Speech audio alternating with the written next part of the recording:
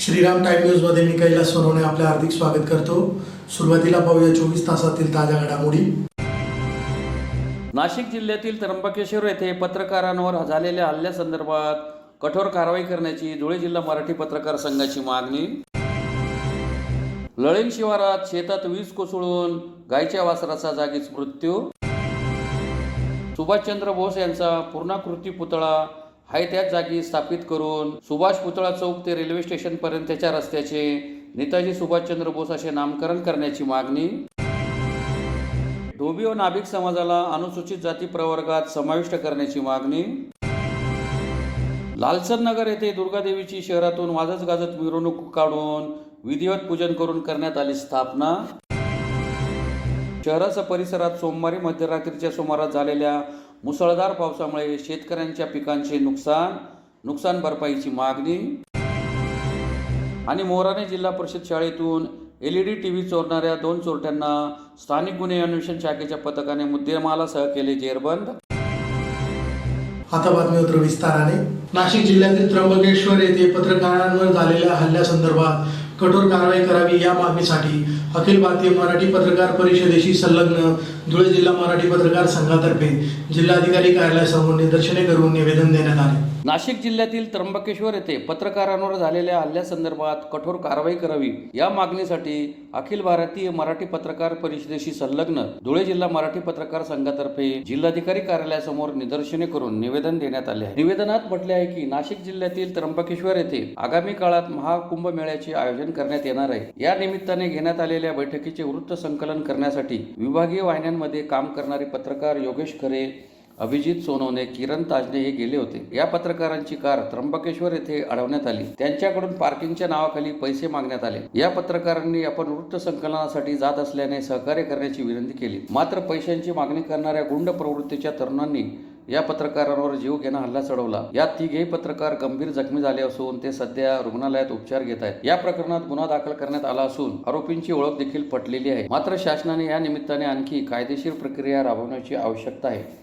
त्र्यंबकेश्वर येथे वाहनतळाच्या नावाखाली नगरपालिकेने हा ठेका देण्यासाठी केलेला ठराव तपासून संबंधित ठेकेदाराला किती पैसे वसुलीचे टार्गेट देण्यात आले आहे याची तातडीने तपासणी करण्यात यावी। असा ठेका देऊन पैसे वसुलीसाठी गुन्हेगारी प्रवृत्तीच्या तरुणांचा वापर होत असल्यास ठेकेदारावर देखील गंभीर स्वरूपाची कारवाई करण्याची आवश्यकता आहे। विशेष म्हणजे महाराष्ट्रातील बऱ्याच तीर्थक्षेत्रांवर ठेक्याच्या नावाखाली वाहन चालकांची अडवणूक करण्याचा प्रकार सर्रासपणे होतो। प्रत्यक्षात संबंधित नगरपालिका अशा पद्धतीने पार्किंगचे पैसे वसूल करण्याचा ठराव देखील करत नाही, मात्र बेकायदेशीरपणे पैसे वसुलीचे हे रॅकेट सर्रासपणे चालवले जात असल्याच्या अनेक तक्रारी आहेत। या निमित्ताने शासनाच्या माध्यमातून आपण तीर्थक्षेत्रांवर वाहन तळाच्या नावाखाली पैसे वसूल करणाऱ्या बेकायदेशीर पद्धतीला चाप लावण्याचे काम करण्यात यावे। तसेच महाराष्ट्रातील प्रत्येक तीर्थस्थळ आणि पर्यटन क्षेत्र असणाऱ्या ग्रामपंचायतीचा ठराव आणि पार्किंगच्या दरांचा ठळक फलक लावण्याची देखील सक्ती करण्यात यावी। असे केल्यास पारदर्शकता येण्यास मदत होईल। त्याचप्रमाणे वृत्त संकलनासाठी जाणाऱ्या पत्रकारांना त्यांचे वाहन लावण्यासाठी यातून सूट देण्यासाठी आदेश शासनाच्या माध्यमातून देण्यात यावे आदी मागण्या करण्यात आल्या आहेत। यावेळी पत्रकार संघाचे अध्यक्ष यशवंत आरणे, हेमंत मदाने, रमेश दाने, प्रकाश चव्हाण, DB पाटील, महेश गुगे, शोभा आखाडे, सिद्धार्थ मोरे, दत्ता बागोल, शेख रेहान, हेमंत जगदाळे, निलेश भंडारी, दिनेश विभांडिक, PN पाटील, कैलास गर्दे, प्रदीप जाधव, राजेंद्र गुजराती, MJ मलासरे, सुनील निकम, सोपान देसले, प्राध्यापक जसपाल सिंग सिसोदिया, सुनील पाटील, दिलीप वाघ, जुनेद पिंजारी, तब्बाब अन्सारी, BK सूर्यवंशी, विजय पाठक, निंबा मराठे, पप्पू अन्सारी, बापू आयरे, सागर खरात, गणेश पवार आदी उपस्थित होते। कारण असं आहे की ज्या पद्धतीने गुंड लोकांकडे पैसे वसुलीचं काम दिलं जातं ते कोणालाही ओळखत नाही, फक्त पैशाला ओळखतात आणि ते प्रत्येकाकडून मोठ्या प्रमाणामध्ये पैसा खेचण्याचं काम करतात। त्र्यंबकेश्वर येथे असंच झालेलं आहे। पत्रकारांनी 4 वेळा सांगितलं की आम्ही इथे पर्यटक म्हणून आलेलो नाही, आम्ही पत्रकार म्हणून इथे जी साधू संतांची जे शिबिर भरतंय आपल्या कुंभमेळ्याच्या अगोदर त्याच्यामध्ये काय कामकाज आणि काय निर्णय होता हे घेण्यासाठी आम्ही इथे आलेलो आहे। हे सगळं वारंवार सांगून देखील त्यांना त्या ठिकाणी बेदम मारहाण करण्यात आली। हातात मिळेल त्या वस्तूने त्यांना त्यांच्यावर प्रहार करण्यात आले। यामध्ये एका पत्रकाराच्या डोक्याला फार गंभीर इजा झालेली आहे आणि तो अजूनही बेशुद्ध अवस्थेमध्ये आहे। ही बाब संपूर्ण महाराष्ट्राच्या दृष्टीने अतिशय चुकीची, घाण, वाईट अशी बाब घडलेली आहे। आम्ही शासनाकडे मागणी केलेली आहे की या संदर्भामध्ये तुम्ही सखोल चौकशी करून संबंधितांवरती जास्तीत जास्त गुन्हे दाखल करा. त्याचबरोबर हे गुन्हेगारी प्रवृत्तीचे लोक आहे, यांच्यावर पूर्वीचे पण गुन्हे असण्याची शक्यता आहे. याही गुन्ह्यांचा तपास करा आणि त्यांना मोका लावा, त्यांच्यावर कडक कारवाई करा अशी मागणी आमची आहे आणि ही मागणी आम्ही लावून धरू. आणि अशाच प्रकारे महाराष्ट्रभर मराठी पत्रकार संघाच्या वतीने निषेध केला जातोय आणि तसाच निषेध आज आपल्या धुळे जिल्हा मराठी पत्रकार संघाकडून करेल. धुळे तालुक्यातील लळित परिसरात सोमवारी मध्यरात्री विजांच्या कडकडाटासह झालेल्या पावसात पदमसिंह परदेशी यांच्या शेतात वीज कोसळून गायीच्या वासराचा जागीच मृत्यू झाला आहे. धुळे तालुक्यातील लळिंग शिवारातील सर्वश्रेष्ठ महादेव मंदिराजवळ सोमवारी रात्री विजांच्या कडकडाटासह झालेल्या पावसात वीज कोसळून एका वासरीचा मृत्यू झाला आहे. याबाबत अधिक माहिती अशी की लळिंग शिवारात पदमसिंग उदलसिंग परदेशी यांचे शेत असून तेथील सर्वश्रेष्ठ महादेव मंदिराजवळच त्यांची गुरे ते रोज बांधतात. सोमवारी मध्यरात्री अचानक विजांच्या कडकडाटासह परिसरात जोरदार पाऊस झाला. यावेळी अचानक गायीच्या वासरीवर वीज कोसळून तिचा जागीच मृत्यू झाला. शेजारी शेतात राहणाऱ्या जागल्याच्या परिवाराचे सदस्य झोपले होते, परंतु सुदैवाने त्यांना कोणतीही हानी झाली नाही. घटनेची माहिती मिळताच पोलीस पाटील सुनीलसिंह परदेशी, ग्राम महसूल अधिकारी अनमन पटेल यांनी घटनास्थळी भेट देऊन पंचनामा केला. धुळे शहरातील नेताजी सुभाषचंद्र बोस यांचा पूर्णाकृती पुतळा आहे त्याच जागी स्थापित करण्यात यावा, तसेच सुभाष पुतळा चौक ते रेल्वे स्टेशन पर्यंतच्या रस्त्याचे नेताजी सुभाषचंद्र बोस असे नामकरण करण्यात यावे या मागणीसाठी शकुंतलम फाउंडेशन तर्फे जिल्हाधिकारी कार्यालयासमोर निदर्शने करून निवेदन देण्यात आले आहे. नेताजी सुभाषचंद्र बोस यांचा पूर्णाकृती पुतळा आहे त्याच जागी तो स्थापित करण्यात यावा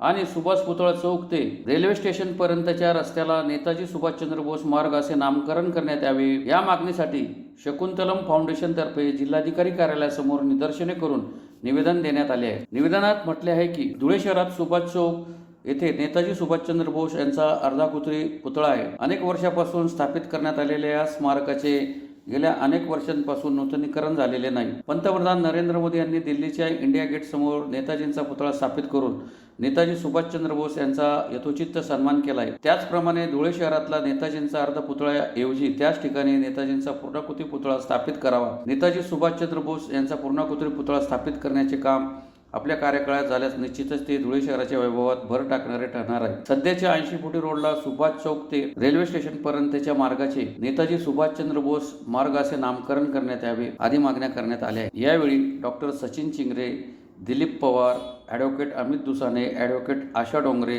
मनोज सातबाई, हेमंत पटेल, दिलीप रणधीर, दिनेश विभांडिक, मनोज गोडके, ऋषिकेश सोनवणे, गिरीश जोशी, ज्ञानेश्वर पाटील आदी उपस्थित होते. आमचे मित्र डॉक्टर सचिन चिंगरे, ॲडव्होकेट अमितजी दुसाने आणि धुळेकर नागरिकांनी आम्ही या ठिकाणी जुने अंमळनेर स्टँड जे ह्यापूर्वी धुळे शहराचं प्रवेशद्वार होतं, तिथे सगळ्या बसेस थांबायच्या, त्या ठिकाणी जे आपलं जुनं नेताजी सुभाषचंद्र बोस यांचं स्मारक आहे त्या ठिकाणी पूर्णाकृती पुतळा जसा आपल्या देशाचे लाडके पंतप्रधान आदरणीय मोदी साहेबांनी इंडिया गेटवर बसवला आहे, त्याच धर्तीवर धुळे शहराच्या या जुन्या गेटवर नेताजी सुभाषचंद्र बोस यांचा पुतळा बसावा अशा आशयाची मागणी आज आम्ही जिल्हाधिकारी मॅडम यांच्याकडे केली आहे. आपल्या महानगरपालिकेचे आयुक्ता अमिता दगडे पाटील मॅडम यांच्याकडे देखील केलेली आहे. शहराचे आमदार अनुभैया अग्रवाल यांच्याकडे देखील आम्ही ती मागणी केलेली आहे आणि त्यांनी या गोष्टीस दुजोरा दिला असून आम्हाला सकारात्मक प्रतिसाद दिला आहे आणि लवकरात लवकर या पुतळ्याच्या स्थापनेबाबत आपण नियोजन करू असं आश्वासन आम्हाला आमदार साहेबांनी दिलेलं आहे. धोबी व नाभिक समाजाला अनुसूचित जाती प्रवर्गात समाविष्ट करण्यात यावे या मागणीसाठी महाराष्ट्र नाभिक महामंडळ व परेड धोबी समाज संघटनेतर्फे जिल्हाधिकारी कार्यालयासमोर निदर्शने करून निवेदन देण्यात आले. धोबी व नाभिक समाजाला अनुसूचित जाती प्रवर्गात समाविष्ट करण्यात यावे या मागणीसाठी महाराष्ट्र नाभिक महामंडळ तसेच परीड धोबी समाज संघटनेच्या वतीने जिल्हाधिकारी कार्यालयासमोर निदर्शने करून निवेदन देण्यात आले आहे. निवेदनात म्हटले आहे की भारत सरकारने 26 जुलै 1985 रोजी एक महत्त्वाचे परिपत्रक जारी करून देशभरातील सर्व राज्यांना निर्देशित केले होते. मात्र अद्यापही त्या आदेशाचे पालन होत नसून महाराष्ट्रात त्याची अंमलबजावणी होत नाही. तरी धोबी व नाभिक समाजाला अनुसूचित जाती प्रवर्गात तात्काळ समावेश करण्यात यावा आणि यापुढे इतर मागासवर्ग ओबीसी मध्ये न राहता एसटी गटात गणले जावेत अशी मागणी करण्यात आली. यावेळी नाभिक महामंडळाचे जिल्हाध्यक्ष भीमराव आरुडे, सचिव BK सूर्यवंशी, परीड धोबी समाजाचे प्रदेश कार्याध्यक्ष कृष्णा शिंदे, जीवा सेना प्रदेशाध्यक्ष दिनेश माले, नरेंद्र खोंडे, अनिल सैंदाने, प्रकाश जाधव, मनोज ठाकरे, विनोद परदेशी, नितीन परदेशी, धनराज पगारे, गणेश परदेशी आदी उपस्थित होते. 23/9/2025 माननीय कलेक्टर साहेब मॅडम यांना आम्ही भेटण्यासाठी आलेलो निवेदन देण्यासाठी. विषय धोबी व नाभिक समाजाचा. यांना खूप वर्षापासून अनेक सेंट्रल गव्हर्नमेंटमध्ये आले, अनेक गेले, अनेक पक्ष आले, अनेक पक्ष गेले. आमची मागणी अनेक वर्षापासून आहे, पण ती मागणी कुठल्याही सेंट्रल गव्हर्नमेंटच्या याच्यातनं ज्या गव्हर्नमेंट आले त्यांनी कोणीही आमची मागणी पूर्ण केली नाही. तर आमची इतकीच मागणी आहे, धोबी समाज आणि नाभिक समाजाला आरक्षण मिळालंच पाहिजे. ही आज धोबी समाज व नाभिक समाजाचे सगळे पदाधिकारी, जिल्ह्याचे व शहराचे पदाधिकारी मिळून आम्ही हे निवेदन द्यायला आलेलो आहे. तर कृपया करून सेंट्रल गव्हर्नमेंटनी या गोष्टीकडे लक्ष द्यावा, हीच आमची विनंती आहे. तुम्हाला कशामध्ये आरक्षण आम्हाला आरक्षण एससी मध्ये पाहिले. ही आमची बाकी राज्यांमध्ये बऱ्यापैकी आम्हाला एससी मध्ये आरक्षण मिळालेलं आहे. तेच महाराष्ट्रामध्ये पण आम्हाला धोबी व नाभिक समाजाला आम्हाला आरक्षण मिळालं पाहिजे, हीच आमची गव्हर्नमेंटला मागणी आहे.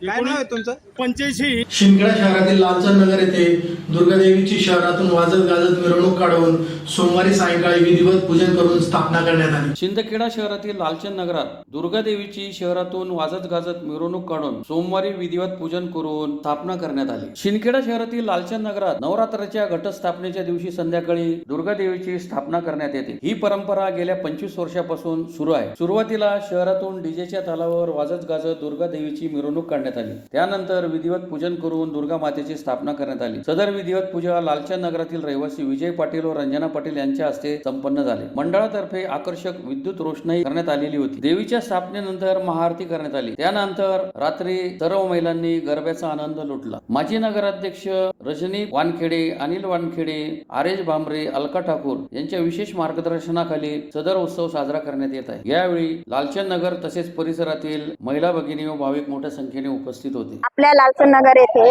गेल्या 25 वर्षापासून या ठिकाणी नवरात्र उत्सव चालू आहे. अतिशय खेळीमेळीच्या वातावरणात या ठिकाणी नवरात्र उत्सव सुरू असतो. दरवर्षी कोणी ना कोणी आपल्या लालचंद नगर येथे देवीची मूर्ती देत असतात आणि त्या निमित्ताने त्यांचंही या ठिकाणी स्वागत करण्यात येतं. विशेष म्हणजे या ठिकाणी देवीच्या इथं पाठ सुद्धा घेतले जातात. सगळ्या महिला अतिशय उत्साहाने आणि हिरिरीने भाग घेत असतात आणि गरबे देखील अतिशय शिस्तीने होतात आणि अतिशय सगळेच कार्यक्रम लालचंद नगर येथे खूपच आनंदात आणि उत्साहात साजरे केले जातात. 25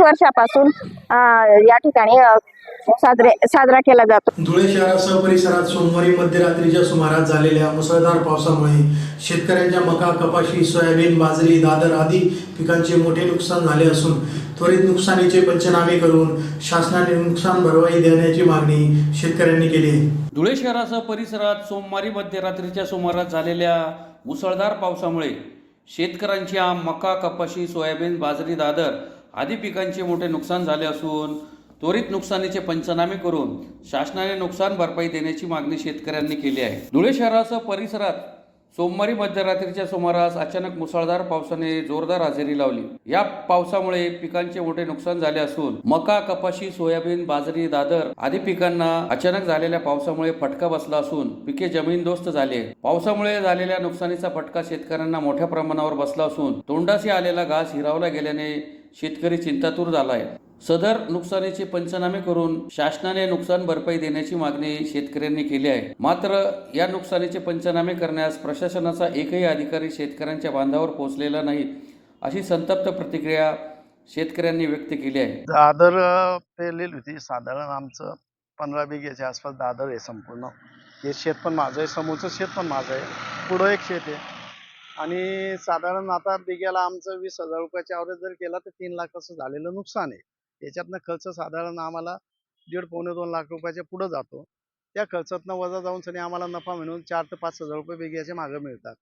एवढं झालेलं नुकसान आहे, पण याची कोणी दखलच घेत नाही आणि घेणार पण नाही. हे आज जे तुम्हाला सांगतोय याच्यात कुठलाही फरक पडणार नाही, कारण हे दखल घेत असताना कृषी विभागातनं कृषी अधिकारी आणि तहसील ऑफिसमधनं तलाठी यांच्या संगनमताने ज्याचा पंचनामा होतो तो पंचनामा होत नाही. फक्त नावानिशीत त्याचं येऊन जाता एक मलमपट्टीसारखं सांगितलं जातं, बस आम्ही पंचनामा केले, आता पुढचं काम त्यांचं आहे. होत नाही, होणार नाही. हे 100% शेतकरी म्हणून मी तुम्हाला गवाही देतो. आजपर्यंत आम्हाला असे उदाहरण नाहीत की आमचं मागच्या वर्षाला गहू होतं, अगदी गहू काढणीच्या वेळेस आलं, कृषी अधिकाऱ्याच्या माध्यमातून सांगितलं जातं की हे नुकसान झालेलं आहे, हा निघून जाईल. अहो तो जमीनदोस्त झालेला आहे, त्याला जमा करायला किती वेळ लागणार आहे? त्या गव्हाच्या उंबीला पाणी ज्यावेळेस लागतं त्या कलर तिचा भुरा होतो. ज्यावेळेस आपण मार्केटला जातो त्यावेळेस आपण चेक करतो या गव्हाला कलर आहे तर आपण घेतो. नाहीतर तुम्ही रेशनमधनं जरी गहू घेतला तर सांगितलं अरे का रेशनचा माल आम्हाला देतोय का? अहो तुम्ही जर रेशनच्या गव्हाला नाव ठेवता तर शेतकऱ्याचा पाणी लागलेला माल घेऊच शकत नाही. म्हणून आजच्या तारखेला कुठल्याही सरकारवर आमचा विश्वास राहिलेला नाही. फक्त आम्हाला आनंद वाटला की तुम्ही शेतकऱ्याची दखल घेण्यासाठी शेतापर्यंत पोहोचले, म्हणून आमच्या शेतकऱ्याच्या वतीने तुमचा आभार मानतो आणि शासनाचा विरोध किंवा निषेध नोंदवतो ही नम्र विनंती. धुळे तालुक्यातील मोराणे प्रलळी येथील जिल्हा परिषद शाळेतून LED TV चोरणाऱ्या 2 चोरट्यांना स्थानिक गुन्हे अन्वेषण शाखेच्या पथकाने मुद्देमालासह जेरबंद केले आहे. धुळे तालुक्यातील मोराणे लळिंग येथील जिल्हा परिषद शाळेतून LED TV चोरणाऱ्या 2 चोरट्यांना स्थानिक गुन्हे अन्वेषण शाखेच्या पथकाने जेरबंद केले असून त्यांच्याकडून 19,200 रुपयांचा ओनिडा कंपनीचा LED TV हस्तगत करण्यात आला आहे. याबाबत अधिक माहिती अशी की दिनांक 17/5/2025 रोजी सकाळी 7:30 ते दिनांक 19/5/2025 रोजीचे सकाळी 3:30 वाजेच्या दरम्यान मोराणे तालुका जिल्हा धुळे येथील जिल्हा परिषद शाळेमध्ये कोणीतरी अज्ञात चोरट्याने शाळेच्या रूममध्ये प्रवेश करून रूमच्या लाकडी दरवाजास लावलेले कुलूप तोडून शाळेतील ओनिडा कंपनीचा TV चोरी केल्याबाबत धुळे तालुका पोलीस ठाण्यात गुन्हा दाखल झाला होता. सदर गुन्ह्याची माहिती मिळताच लागलीच घटनास्थळी भेट देऊन परिस्थितीजन्य पुराव्याच्या आधारे